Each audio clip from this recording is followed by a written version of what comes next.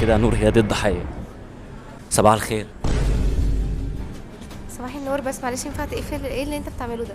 المفروض ان انت تستأذني قبل ما تصور. لحظه بس، انت مش لو فاهماني. سمحت بس ينفع تقفل؟ لحظه، على فكره احنا برنامج على الفيسبوك، يعني انا ماشي مع احترامي، بس برضه لازم تقفل الكاميرا. انت ما استأذنتنيش، انت بوظت لي الشغل اللي انا بعمله دلوقتي.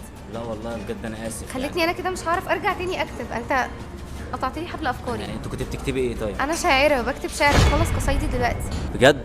والله. على فكره انا عايز اقول لك ان انا بدعم المواهب الجميله، الناس اللي بتلقي شعر، وبدعم المواهب الحلوه دي. بما انك بتلقي شعر وكده وبتكتبي شعر، فانا يعني عايز اسمعك. طيب اوكي، هسمعك شعر. انا كل ما اجي اوصفك ببكي، تقدر تقولي عملت فيا انا ايه؟ مش قادره اقولك اني مش بشكي، ولا قادره اقوله اني ناسيه عينيه. من يوم ما سبت ايديا وانا حاسه ببروده، اعصار وجه عندي نشف لي اغصاني. هكتب واقول عنك ولا احكي عن حالي؟